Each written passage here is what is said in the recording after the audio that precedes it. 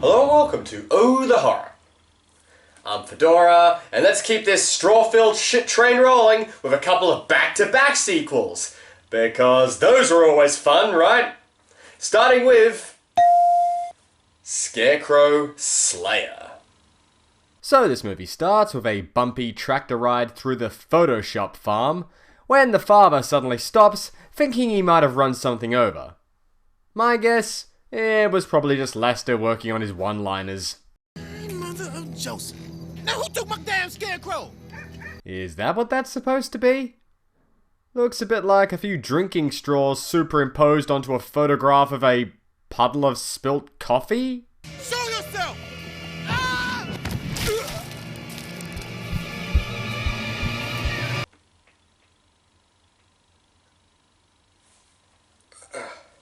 Look, I know this may be a bit of a trope in these kinds of videos, but if any of you have an objection to me having a drink, please feel free to keep that objection to yourself. I know one of my many complaints about the first movie might have been the lack of on-screen kills, but I take it back. Completely. Dear Lord, Rihanna Rouge had better green screen effects than this. And while I'm in a whinging mood, can I just ask a quick question about the title? Now, according to IMDb, there's nothing separating this main part from the subtitle, leading me to think the movie is just literally called Scarecrow Slayer. Not Buffy's most sense-making career change. So, it's 35 years later, and that little boy from earlier has grown up into Tony Todd. Smart move. And he's recanting his earlier lost to a visiting reporter who's here to talk to him about a book he wrote on the subject, about that dry, shriveled up creature he encountered, which I think later went on to become Bernie Sanders' autobiography. Oh no, I get it now. This is the casting process. Hang on, I think they've just pitched the movie to him. Don't get too discouraged, guys. Maybe he just saw a very funny men's humor post. Just outside, some college students are planning on stealing Tony Todd's Scarecrow for an initiation. Wait. He owns the same Scarecrow that killed his father? And he just leaves it hanging around in his yard? Well, I guess Tony's a bit of a waste not, want not kind of guy. Yeah, it killed my dad and ruined my life, but do you know how much it'll cost to replace if I buy a new one? Pfft, fuck that. Where's the corn? Apples or animals, pot, or whatever they grow around here. What about quality dub actors? Does he grow those? The shorter guy, Carl, is a little hesitant about this plan, but not because of the fear of being arrested, but because of Greek mythology? Priapus, the protector of horticulture and viticulture, he stood guard at the gods' gardens. Priapus first would rip out your genitals, and then the heart. Jeez, imagine pulling that quick-time event off in God of War 3. It would make tearing off Helios' head seem a bit tame. What do you think that is? It looks like a shredder. Whoa, it's a good thing we established that nice and early. Potential plot hole avoided. The pledges finally find the Scarecrow and cut him down, and all seems well until Tony comes out and shoots the other guy, David, in the head. 360 no-scope.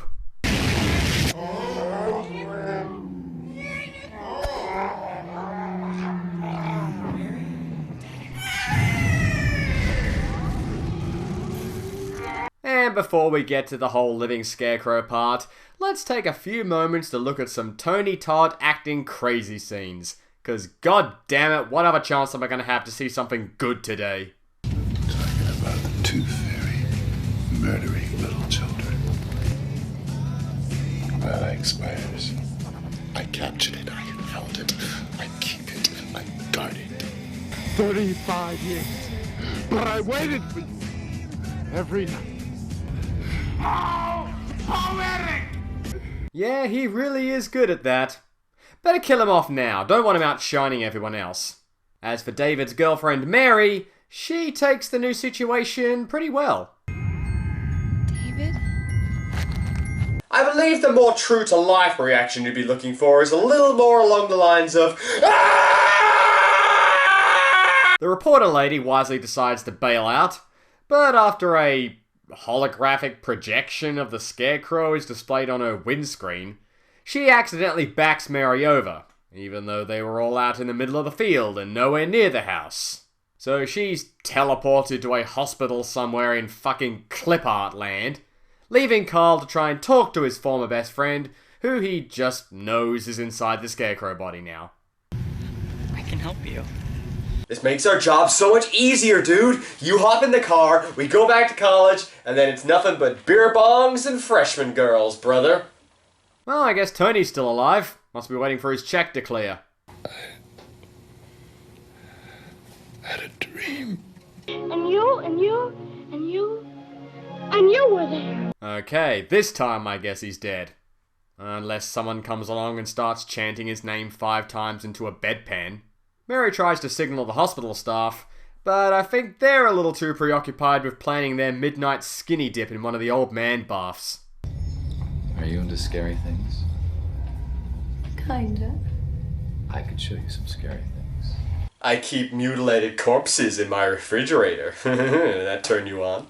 After leaving Todd to his fate and looking a little more awkward than scared, Mary takes a shortcut through Sin City. Oh no. No, how did it take me this long to realise it? They're trying to be artsy. Yeah, guys, because that worked real well for Zombieween 2 and fucking Hellbreeder. And the Scarecrow, who, may I point out, actually hasn't said anything yet, is now back dicking around in his field. Well, the Green Mile had a mouse and a tall black man, so now we do too. By default, that should get us at least 1 Oscar. Mary gets a ride back to the farm from a couple of the college kids. What is this place? Is it like a farm or something? It's your tax dollars, America. But she's not actually here to help her boyfriend or anything. She just wants to pick up her car. But after having lost her keys, she ends up breaking into and exploring Tony Todd's old house, where she finds Carl. And the two have a nice bonding moment where they mourn over the loss of the person who meant so much to both of them. I don't even miss them. In fact, I don't even remember his name anymore. Oh, by the way, I am single now. The two end up stealing Tony's truck, which I expect to find on Gumtree tomorrow, and head back to the hospital to pick up that other girl who was there and now she's in there because I don't care. Carl, though, is very adamant that they are in no danger. He doesn't kill. He won't kill anyone. He killed Caleb. Caleb shot him! So now that he's viciously torn out his guts, he's going to be a completely sane and rational person. Don't you know how these things work, Mary? They arrive at the hospital, and what good timing! It's arts and crafts hour! Ooh, it's a ducky! Then the cops arrive and arrest the two who they accuse of murdering Tony Todd and the attempted murder of her friend. And I'm sure he's just about to list all the evidence he has to support that theory, but whoop! Safe by the bell. Hey, the director's making a run for it. Somebody stop him! And I guess everybody's going crazy now because McSteamy here tries to jab Mary with a syringe.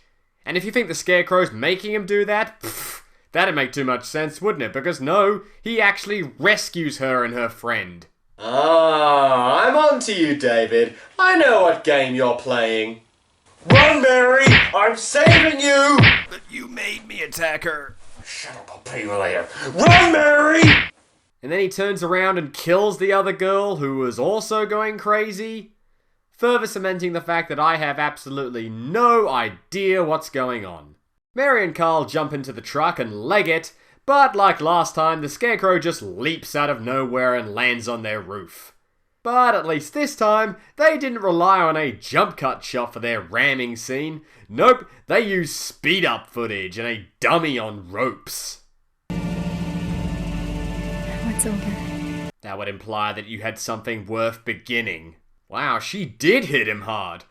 All the way to the top layer of the editing software because he's sitting on top of the light effect. Look what you did! Oh, God. Oh. Stop. Please. Please just stop. This movie had 7 people working on the visual effects, which included its director. So why is it that I think a chimpanzee with a sealed can of green paint could do a better job? Realising the Scarecrow will just keep coming after her, Mary turns to the frat boys for help, who of course think she's totally nuts, until they hear a slight noise outside and then it's all hands on deck. The Scarecrow attacks, and it looks like all the privileges of an open carry state don't bring them much comfort. Until the jock remembers that he has a bazooka stored downstairs. Purely for home defense purposes, I'm sure. Our main characters have clearly got themselves far too excited. Mary fell. Is she alright? I don't know. So they're sent down to rest up in the basement, and the cast of Platoon here handles the situation. Boys, let's go Scarecrow hunt. That's the look of a man who knows he's headed right back to the burger joint after this. Clearly none of the behind-the-scenes staff could figure out how to green screen a bazooka shot. So the boys instead rig up this electrical trap that seems to do the trick. You're dead, motherfucker! You're dead! Yeah, nice going, guys. Time to make out and... Wait, what? Well, that pissed David off. But at least it's celebration enough to break out a few practical effects. Mary and Carla get separated, and he winds up as one of the Scarecrow's weird mind slaves like the Doctor. And like the Doctor, don't worry baby, I'm here to save you. Dude, whatever happened to bros before hoes? What you say? Oh, that you only meant well, 'cause you did. They wind up back at the farm, where David is planning on killing Mary and turning her into a Scarecrow too. Dude, I know it may seem like a good idea at the time, but when she's nagging you to get a job in a field to pay for your screaming little hobbit hell baby, don't say I didn't warn you. But Carl arrives in the nick of time with the bazooka. Not really to save Mary, but more pissed at the fact that David chose her to be a Scarecrow over him.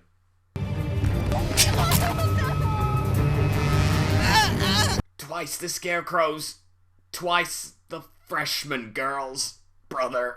So the two Scarecrows begin to brawl in what is admittedly a pretty well choreographed fight considering, and I'm sure I'd appreciate it a lot more if the lens wasn't covered in Grimace's spooge. The battle ends when David knocks Carl into that shredder, which thank God they let us know was there earlier. And this movie comes to an end when Mary gets herself free and finishes David off with the bazooka. And doesn't she just look chipper as chips about it? Well, Craigslist, here I come! And that was Scarecrow Slayer. The first movie may have been a shitty, forgettable little revenge slasher, but it was leagues above this eyeball-bleeding pile of crap. Most of the sets were green screened on, terribly if I may add. The visual effects were just embarrassing.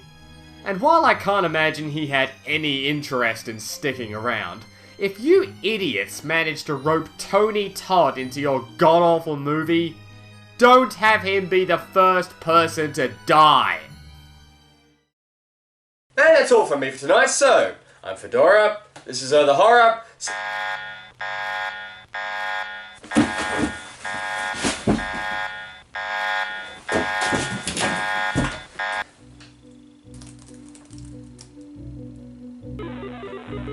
All three of them in one place. Gotcha!